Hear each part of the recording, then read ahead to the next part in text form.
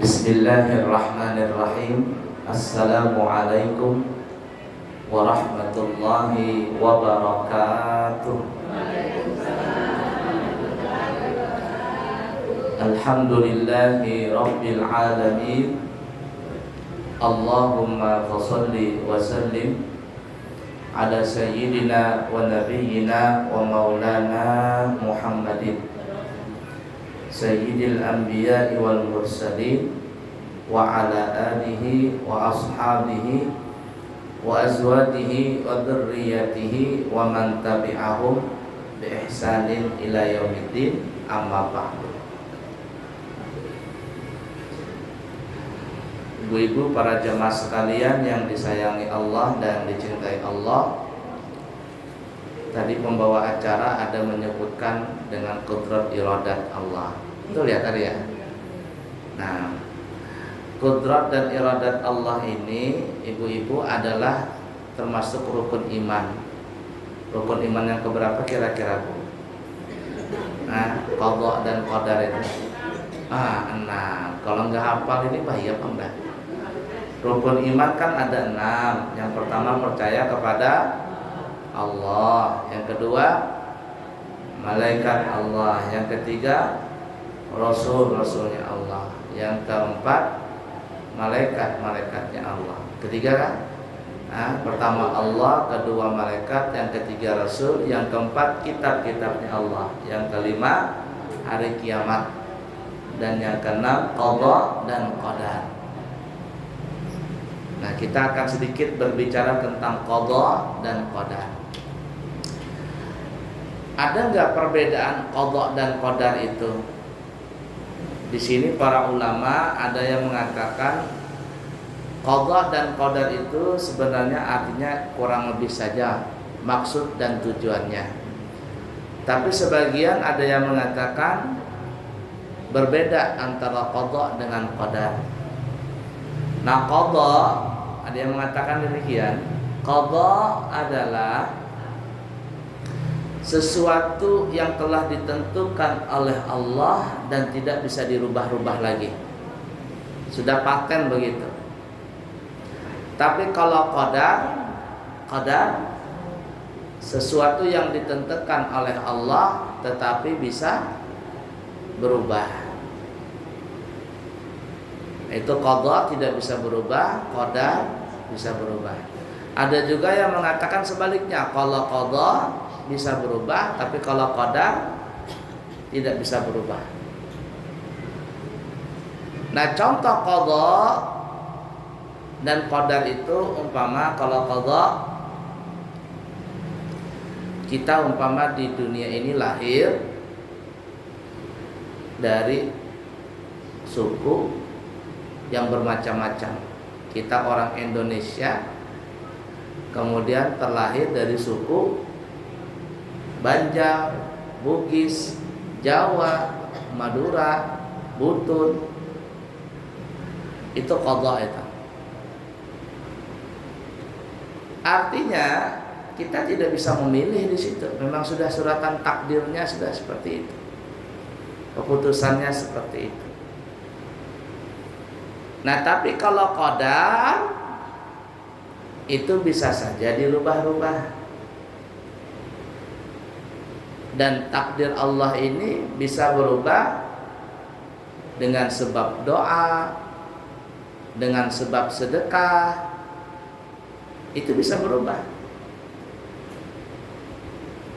Contoh, yang lebih gampang begini, antara qadha dan qadar. Umpama orang ini ditentukan oleh Allah, ditetapkan oleh Allah, umpama na'udzubillahi min dzalik, nas'alullah salamah wal afiyah, umpama tubrukan. Hari ini umpama orang itu akan mengalami tubrukan. Itu qadha-nya sudah. Takdirnya dia tubrukan itu mobilnya ringsek, nas'alullah salamah afiyah. Umpama badannya luka, itu takdirnya. Nah, tapi sebelum dia berangkat tadi umpama dia sedekah. Sebelum dia jalan dia sedekah. Orang sedekah itu kan salah satu manfaat sedekah untuk menolak bala. As-sadaqatu tasuddu sab'ina baban minal bala. Sedekah itu kata Nabi akan menutup 70 pintu daripada bala musibah. Lalu dia sedekah tadi. Subhanallah. Tabrakan tidak bisa dielak. Dubang. Karena sudah ketentuannya seperti itu. Namanya qadha tadi. Takdirnya apa tadi? Mobilnya lecet, orangnya luka dan sebagainya. Na'udzubillahi min dzalik, nasallallahu alaihi wasallam. Tapi ternyata aneh. Ketika dia tubrukan, mobilnya nggak ada ringsek, orangnya nggak ada luka. Ada nggak kira-kira seperti itu?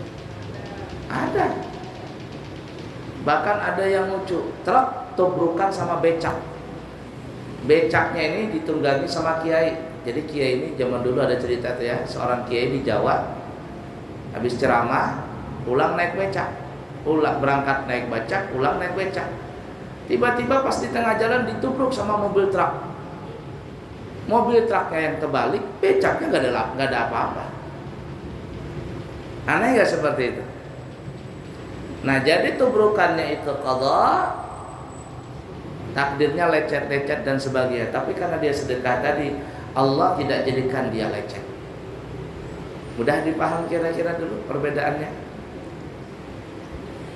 Contoh umpama juga lebih mudah.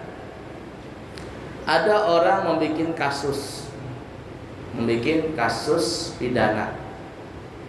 Kemudian dia ini ditangkap sama polisi, diadili di pengadilan. Ini pasti salah, ini pasti orang ini pasti di penjara. Itu sudah qadhanya begitu, karena dia bikin salah di penjara.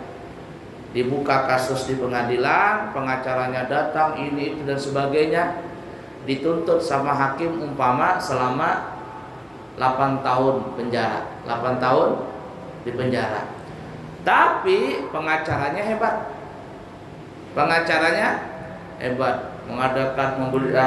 Memberikan bukti ini, bukti itu dan sebagainya.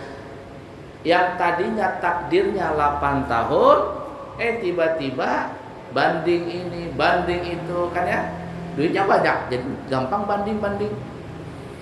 Akhirnya tidak jadi 8 tahun, bisa menjadi 2 tahun. Bisa jadi. Ya, belum lagi potong masa tahanan. Penjara tidak bisa dielak. Tapi kadar lamanya itu yang bisa berubah. Nah, kadar lama di penjara itu yang disebut takdir tadi. Itu kayak kasusnya Sambo. Pokoknya kalau ibu-ibu ikut persidangan itu pintar ibu-ibu dalam persidangan nanti. Wah, luar biasa itu. Nggak bisa ngelak, sudah pasti ditangkap. Tapi dia masih berusaha untuk lepas dari jeratan hukuman mati. Kan berencana aja pembunuhannya, tapi berusaha supaya tidak dihukum mati. Berusaha tidak 20 tahun penjara, ini itu, macam-macam usahanya. Dari usaha yang halal sampai usaha yang tidak halal. Ya mungkin nyogok lah, inilah itu. Nah seperti itu tuh. Itu perbedaan antara qadha dan qadar. Mudah dipaham kira-kira Bu ya. Sehingga kata ulama ya, bisa saja seseorang itu mimpi buruk. Siapa yang pernah mimpi buruk? Bisa saja seseorang itu mimpi buruk yang sebenarnya ini kejadian akan terjadi di alam nyata.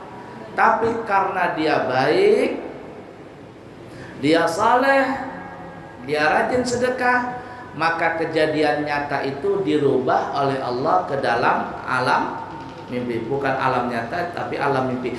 tubrukannya terjadi. Tubrukannya terjadi, dia merasakan tubrukan itu. Tapi Allah pindah alamnya dari alam nyata menuju alam mimpi. Kaget dia terbangun.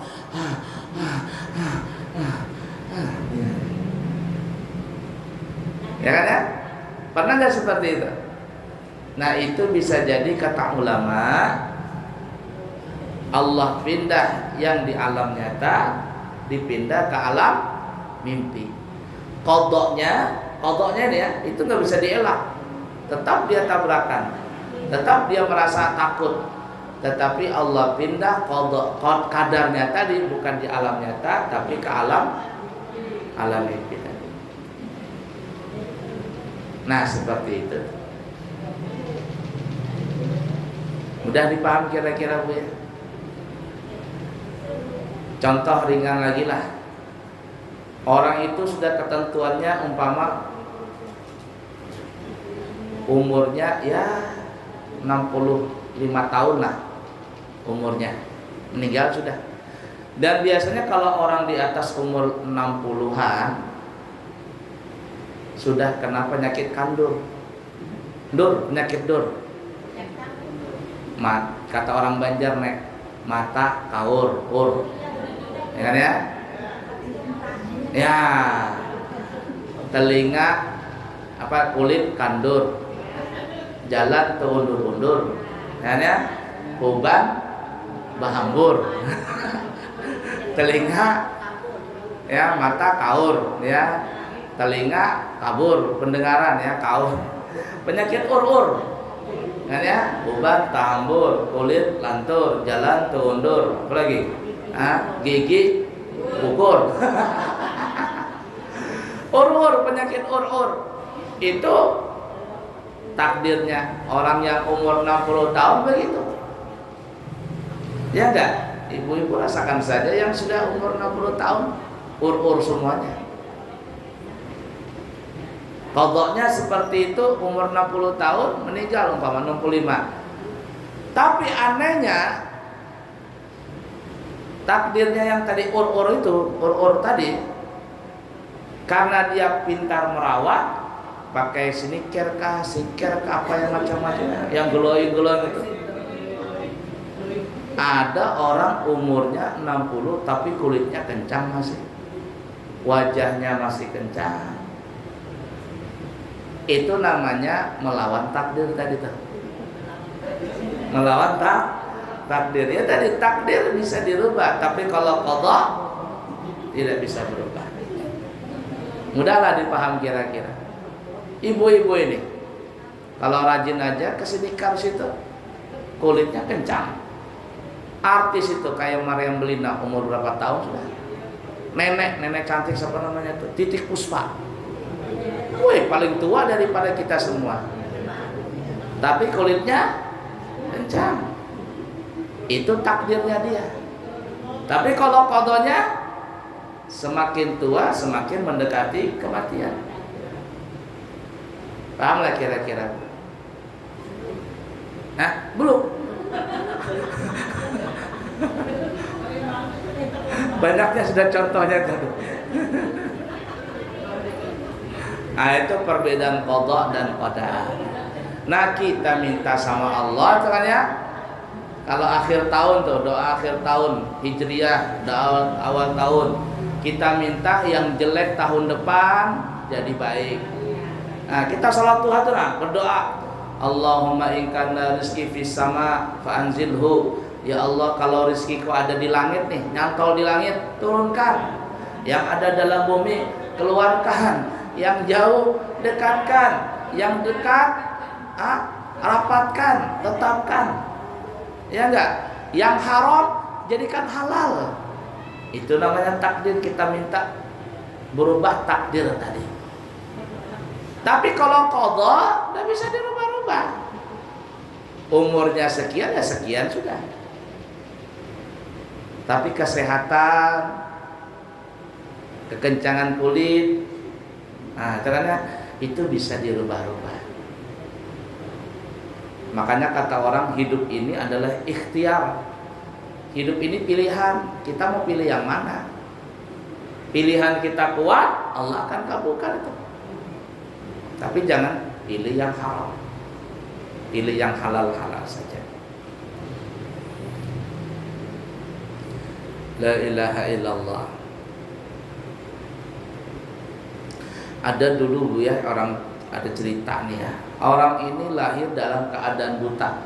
Lahir dalam keadaan buta. Dia besar sampai besar dalam keadaan buta. Lalu dia suatu ketika dia merasa tidak adil dengan ketentuan Allah ini. Dia bilang, ya Allah, kenapa sih kok saya dijadikan buta, kata orang ini. Coba kalau seandainya saya bisa melihat, maka niscaya saya akan lebih bersyukur karena saya bisa melihat dan saya bisa melihat keindahan-keindahan ciptaan Allah. Kata si buta ini. Dia seakan-akan tidak terima dengan ketentuan yang Allah telah berikan kepada dia. Tapi Allah ingin membuktikan bahwa pilihan Allah untuk menjadikan dia seorang buta itu lebih baik daripada ngelihat. Bagaimana? Nah, suatu ketika kampungnya si orang buta ini diserbu, didatangi oleh manusia kanibal. Tahu kanibal ibu-ibu? Yang pemakan manusia. Datang di kampungnya diserbu sama orang kanibal. Yang ngelawan dibunuh. Yang tidak ngelawan ditangkap. Semuanya banyak yang ditangkap, termasuk si buta ini. Dimasukkan ke dalam gua. Orang kanibal namanya.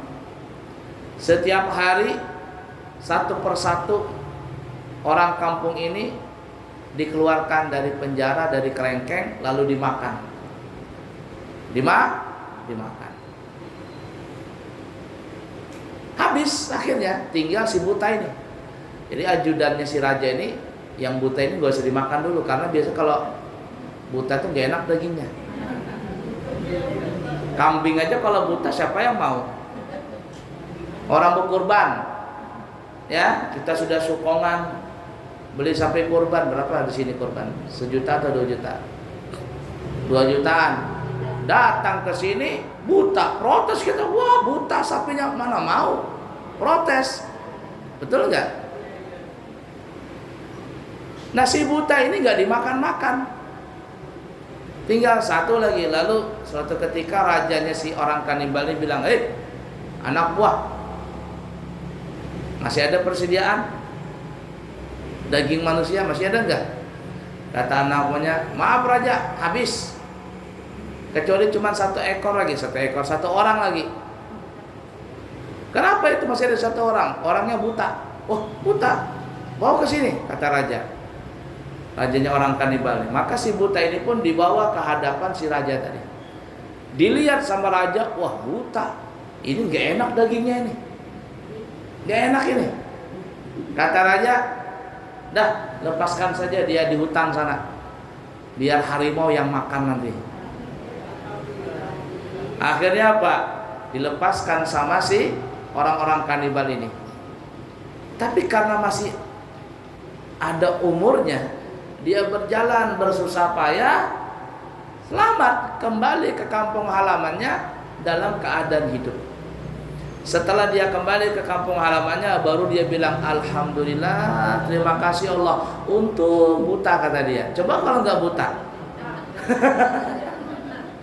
habis sudah mati. Nah itu. Terkadang Allah memberikan sesuatu kepada kita itu yang jelek menurut kita, tapi kita nggak tahu di balik itu ternyata ada anugerah besar yang Allah berikan kepada kita.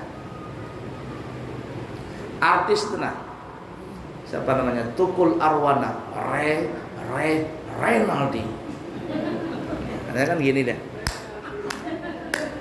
Betul tidak? Dia sering mengeluarkan kata-kata indah. Salah satu kata-kata yang sering dia ucapkan, kekuranganmu adalah kelebihanmu. Kekuranganmu adalah kelebihanmu. Orang kata Tukul, saya ini wajah deso. Dia ngakuin wajah deso, rezeki kota. Buat apa wajah kota tapi rezekinya deso? Bibirnya tuh nah, karena dia punya bibir seperti itu, mahal harganya. Betul tidak? Ada lagi artis, dulu dia bukan artis, dia cuman pemain penonton untuk rame-rame saja, sampai akhirnya dia jadi artis terkenal. Cuma sekarang jarang nongol di TV. Namanya Eli Sugigi. Betul ya? Saya itu bukan menjelekkan seseorang, cuman saya melihat itu subhanallah. Berapa kali menikah dia, dan setiap dia menikah suaminya pasti berondong, lebih muda daripada dia, dan berapa yang perjaka. Walaupun ternyata entah gimana ya, mungkin ada yang memanfaatin dia suaminya. Berapa kali menikah itu sudah 4 atau 5 kali sudah. Dia punya duit banyak. Sampai pernah ditanya, nggak mau operasi kah? Operasi gigi dibetulin. Nggak mau katanya. Kenapa? Ini hoki. Gigi ini hoki. Karena dia punya gigi seperti itu, maka rezekinya lancar. Coba kalau giginya nggak begitu, mana bisa lancar rezekinya? Itu yang kata Tulkul Arwana, kekuranganmu adalah kelebihanmu. Asal kita pandai mengolah saja, mensyukuri, pandai mengolah, Allah akan buktikan bahwa ciptaan yang Allah berikan kepada seseorang itu adalah yang paling baik menurut Allah untuk dia. Ucok baba, pendek ya, kerdil ya, tapi dengan kondisi badan seperti itu, dia dapat istri cantik, dia dapat mobil dari Raffi Ahmad, dia jadi artis. Coba kalau badannya normal, lain lagi ceritanya. Subhanallah.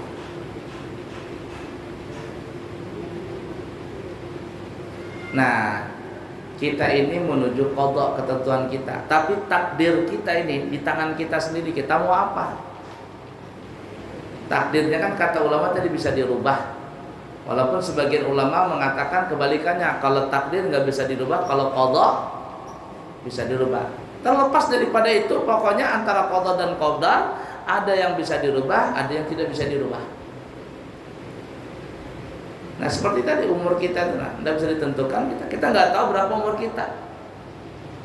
Tapi takdir kita yang pegang. Kita mau kemana, kita mau surga kan mau neraka. Pilihannya di tangan kita. Udah dipaham kira-kira Bu ya? Sampah nih ya. Apabila dipegang sama orang yang mengerti tentang sampah, maka sampah akan menghasilkan duit, menghasilkan uang.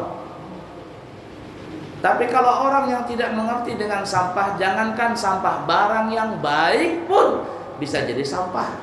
Apalagi memang sampah duluan. Itu di TPU, tempat pembuangan TPA, tempat pembuangan akhir di Manggar itu. Orang-orang di sana yang saya dengar katanya, yang dekat sana ya, itu nggak beli gas,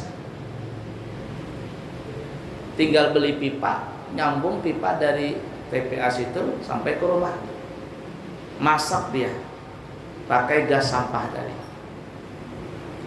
Salah satu pesantren terbesar di Indonesia namanya pesantren Az-Zaitun kalau tidak salah, di daerah Indramayu. Ratusan ribuan hektar dia punya tanah. Muridnya puluhan ribu, mungkin ratusan ribu mungkin muridnya itu. Yang kita pikirkan, anggaplah umpama 10.000 saja. Setiap hari orang buang hajat, bisa ada yang sekali, 2 kali. Kira-kira itu berapa banyaknya itu kotoran manusia itu? Betul tidak? Tapi dia pintar. Dia olah itu kotoran manusia, didatangkan yang ahli, bikin speed tank, bikin ini, lalu keluar gas. Karena kotoran nafsu bisa jadi gas. Kalau nggak percaya, coba kita bekantut tuh. Gas nggak? Kalau nggak percaya, coba malah habis ini makan jengkol banyak-banyak, ibu-ibu mau buang angin, korek sini, korek itu, buruk nyambar dia, bung gitu. Jangan-jangan terbakar itu dubur. Kenapa? Karena dia. Nah, kita kembali tadi di pesantren Indramayu itu, pesantren apa tadi? Az-Zaitun itu yang di Indramayu, subhanallah. Mereka gunakan kotoran manusia tadi menjadi gas alam dan masak di sana, tidak perlu beli gas lagi. Kita di Balikpapan ribut beli gas, naik terus. Dia ada pikiran itu. Kenapa? Karena semuanya ada. Hebatnya begitu. Dia buang air kecil nih.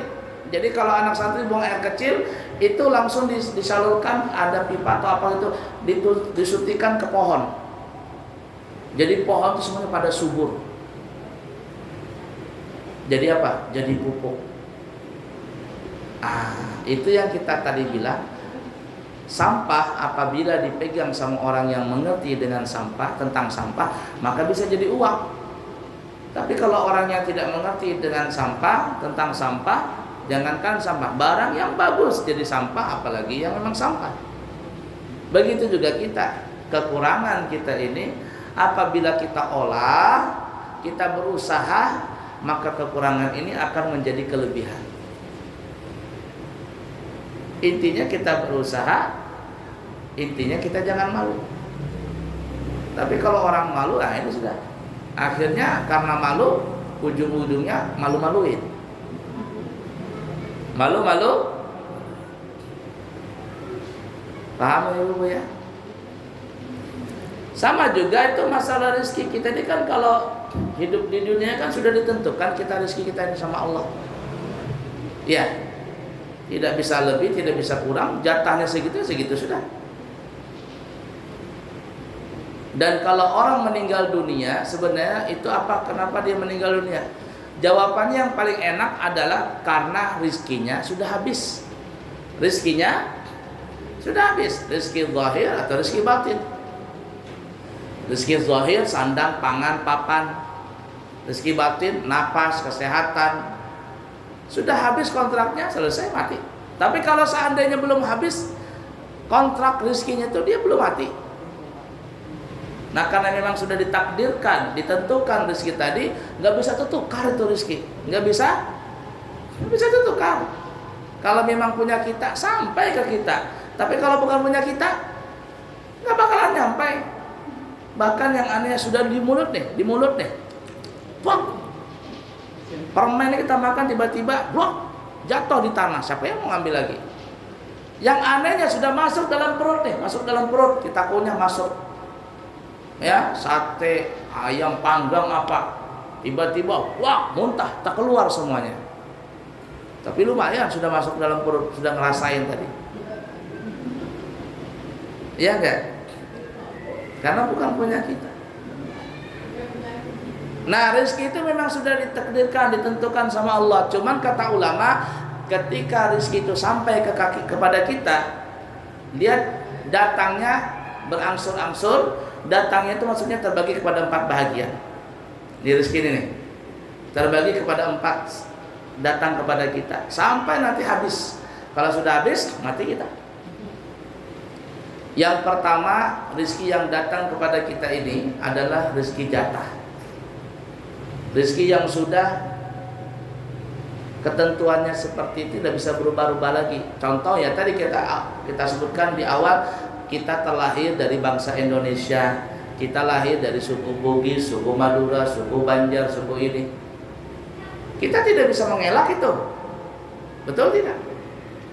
Ada orang terlahir ganteng, ada terlahir jelek, ada terlahir putih, ada terlahir coklat, ada terlahir sawo matang, bahkan kematangan, nulis busuk juga.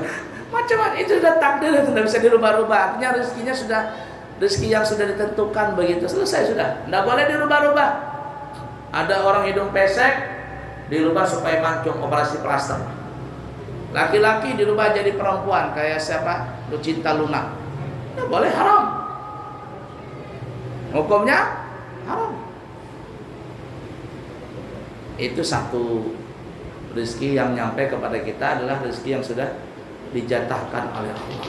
Yang kedua, rezeki yang sampai kepada kita ini adalah rezeki yang kita cari. Rezeki yang kita cari. Kalau mau dapat uang, jualan, buka toko, buka jualan, usaha. Tapi kalau nggak mau uang, nggak usah buka toko. Kita punya toko besar, keperluan masyarakat ada sama kita, tapi kita nggak buka toko itu 1 minggu, kira-kira dapat uang nggak kita? Nggak ada, malahan bangkrut. Ya kan? Nah itu tuh. Ini rezeki yang dicari, tapi carilah rezeki yang jangan nipu, mengurangi timbangan, takaran, ukuran, jangan. Yang kedua. Yang ketiga, ibu-ibu, rezeki min haitsu la yahtasib, rezeki yang tanpa diduga-duga.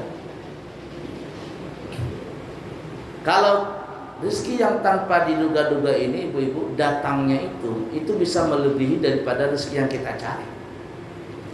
Makanya jangan hanya mengandalkan dagang, jangan mengandalkan usaha, tapi yang terpenting adalah andalkan rezeki yang kita minta min haitsu la yahtasib ini. Apa kuncinya min haitsu la yahtasib? Gampang.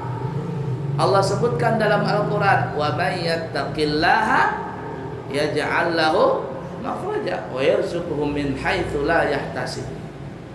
Kalau ingin dapat rezeki bonus, rezeki hadiah, rezeki yang tanpa disangka-sangka, gampang. Syaratnya cuma satu, bertakwa kepada Allah. Siapa yang bertakwa kepada Allah, Allah berikan jalan keluar, dan Allah berikan rezeki yang tanpa ditanya, tanpa dikira-kira. Jadi kalau ada orang usaha nggak laku-laku, dagangan nggak laku-laku, coba periksa dulu sholatnya gimana, bener nggak? Sama tetangga bener nggak? Sama orang tua bener nggak? Sedekahnya rajin tidak? Siapa tahu tersangkut di situ, yang nggak mau lancar rezeki tadi. Nah, jadi jangan mengandalkan rezeki yang dicari saja, tapi ini min haitsu la yahtasib. Makanya ibu-ibu yang belum berumrah, belum berhaji, kepingin berangkat, sering-sering baca surat Yasin. Ya, Yasin kan kata Nabi, Yasin 5 qira'ah. Surah Yasin itu dibaca dengan niat apapun juga. Niatkan ya Allah supaya bisa umrah. Tidak mempan surah Yasin, surah Waqiah. Tambahin lagi, kenapa? Waqiah untuk melancarkan rezeki. Tidak mempan juga Waqiah, Tabarak. Kenapa Tabarak? Ini untuk penghapusan dosa. Siapa tahu kebanyakan dosa itu yang menjadi rezeki nggak lancar tadi. Makanya orang Bahari 3 surah ini selalu dibaca, Yasin, Tabarak, Waqiah. Nggak mempan juga, nah, sudah terakhir surat tanah, surat rumah. Sudah habis kan ya? Surat tanah, lihatin surat tanah ini. Ya boleh lah. Daripada kita sudah tua nih ya, kebetulan ada orang yang mau beli nih, harganya miliaran. Kalau kita nggak jual, habis anak-anak kita yang makan semuanya. Ya kalau dia ingat sama kita, tahlilan apa semuanya, lebih jual, aku mau bersenang-senang dulu, mau umrah kata mamanya. Ya.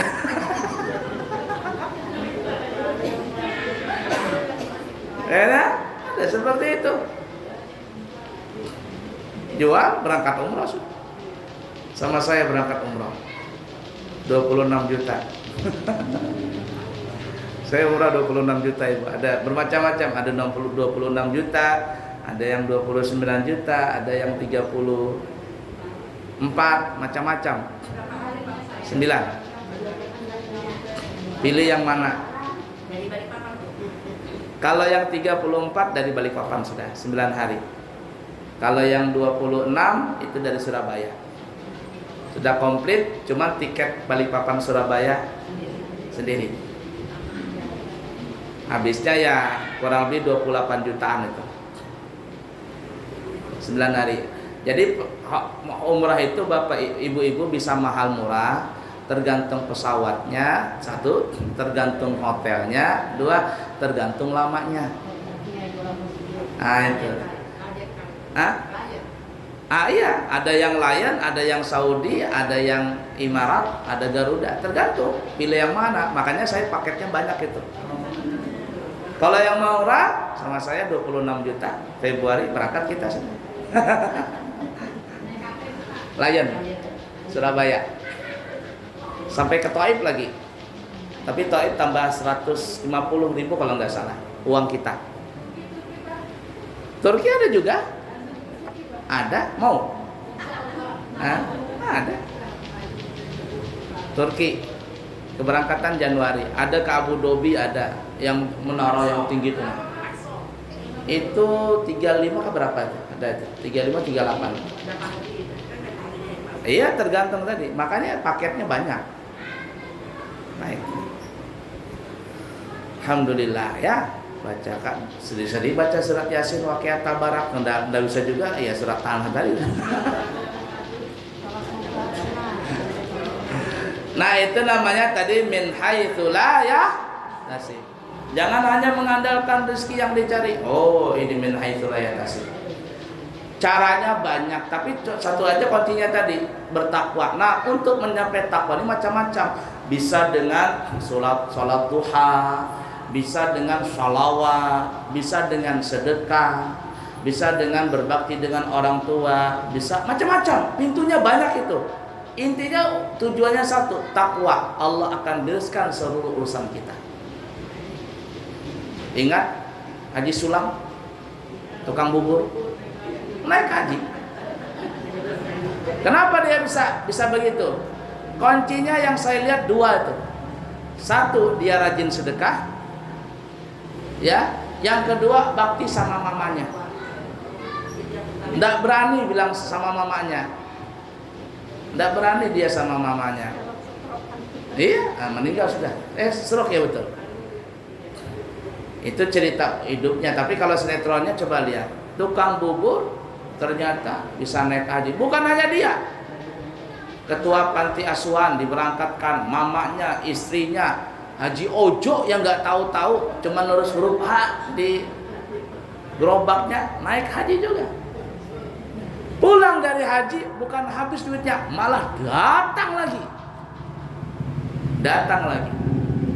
Kenapa? Karena dia sudah tahu min haitsu la yahtasib tadi. Bertakwa. Nah, dia ngambil jalur dua.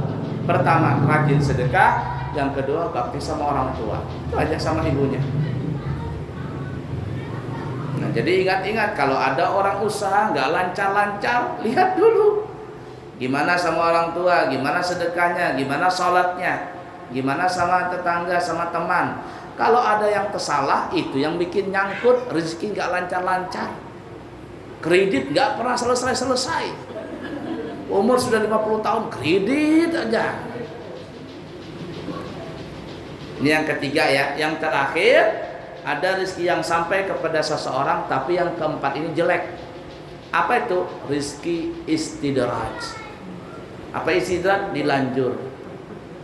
Orangnya nggak sholat, nggak puasa, jualan pakai jampi-jampi, pakai dukun, pakai susuk. Duitnya banyak. Terkenal lagi, jadi pejabat ini itu. Tapi coba lihat ending akhirnya. Lihat nanti dalam kehidupan akhirnya gimana. Nanti dia ibarat kata senjata makan tuan. Di ujungnya sakit-sakitan, anaknya kacau, istrinya kacau, usahanya bangkrut, masuk neraka. Nah, itu tuh bahaya. Jadi jangan main-main sama rezeki yang keempat ini, rezeki istidrak ini jangan. Jangan pakai dukun-dukun, jangan pakai sihir-sihir, biasa saja lah, santai saja. Nah, itu tuh ya. Nah, kalau sudah habis yang 4 tadi, nah baru meninggal sudah. Kontraknya habis. Pahamlah ibu-ibu ya. Ada pertanyaan mungkin? Satu atau dua.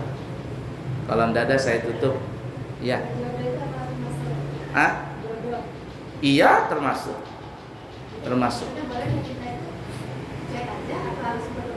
Ya berusaha lah. Semuanya berusaha. Hidup ini adalah ikhtiar. Jadi kata ulama, kita itu mesti berikhtiar, berusaha. Jangan kita serahkan plong sama Allah. Artinya begini ya, jangan kita terlalu tidak realistis juga. Kita menuju takdir kita, tapi kita realistis. Ya, jodoh seperti itu. Ya kita harus juga wajar realistis itu ya, kita harus umpama ada seorang pemuda gajinya cuma 15 juta atau 10 juta, itu pun banyak sudah 10 juta itu. Menghayal kawin sama siapa namanya itu Ayu Ting Ting. Tidak sanggup. Jangan. Realistis saja. Ya seperti itu. Tapi siapa tahu takdirnya juga. Tidak tahu kita takdirnya. Ya. Jadi berdoa dan berusaha. Berdoa tanpa berusaha banyak menghayal nanti. Berusaha tanpa berdoa terlalu sombong. Jadi seimbang, doa, berusaha, doa, usaha. Dan usahakan doa dulu. Kalau Yusuf Mansur dulu lagi tenar-tenarnya, sekarang kan jatuh ya. Yusuf Mansur dia punya program, dia punya tauhidnya Allah dulu, Allah lagi, Allah terus. Jadi Allah diutamakan, jangan Allah di belakang. Ikhtiar sudah habis, ikhtiarnya baru sama Allah. Ya Allah sudah ikhtiar ya Allah. Jangan. Tapi sebelum ikhtiar doa dulu sama Allah. Waktu usaha doa lagi sama Allah. Selesai usaha sama Allah lagi. Nah kita terkadang sudah usaha sana ini itu capek, baru datang kepada Allah Ta'ala. Nanti sudah sukses, lupa Yasin Tabarak Waqiah. Jangan. Udah dipaham? Baik. Hah?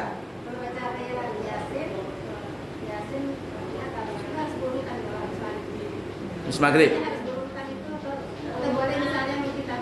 Tidak apa-apa, bolak-balik. Cuman yang bagusnya urutan, Yasin dulu, baru Waqiah, baru Tabarak. Karena urutannya kan begitu tuh.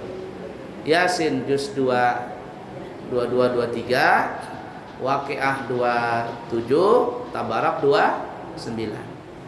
Jadi begitu urutannya. Yasin, Waqiah.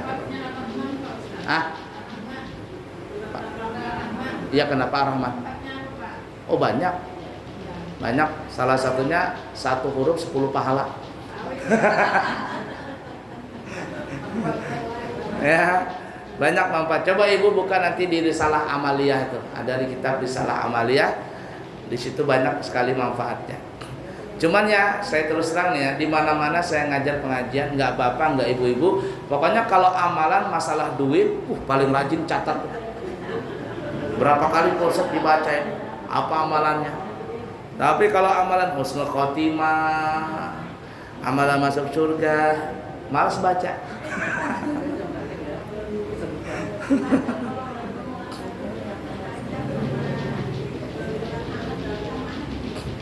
Hajat, salat hajat boleh dikerjakan di malam hari ibu.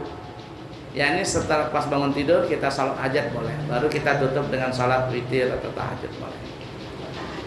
Iya, boleh juga seperti itu. Hajat itu kalau orang kita, kalau orang Banjar nih ya, biasa ngerjakan itu habis salat maghrib, ya kan ya. Tapi boleh juga setelah tidur, ya ini tengah malam setelah tidur boleh. Ya, cuman orang kita bisa maghrib. Mana? Bisa.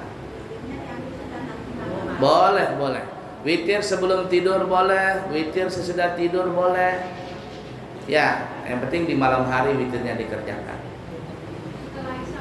Boleh. Setelah Isya witir tadi. Waktunya dari setelah sholat Isya sampai sebelum subuh. Kita pilih witir itu yang mana. Ya kan ya, terserah saja. Kalau kira-kira khawatir nggak bangun, ya witirnya ya habis sholat isya begitu. Cukup ya? Cukup dulu ya, nanti kita sambung lagi karena saya mesti ke pesantren lagi. Saya mungkin nanti tanggal 4 itu ke Jakarta lagi untuk ngantar Naila. Naila itu anak kita mau sekolah ke Hadramaut tanggal 7 Januari berangkatnya insyaallah. Ya, cukup sekian dulu. Semoga ada manfaatnya. Subhanakallahumma wa bihamdika asyhadu an la ilaha illa anta astaghfiruka wa atubu ilaik. Wa akhiru kalam wassalamu alaikum warahmatullahi wabarakatuh.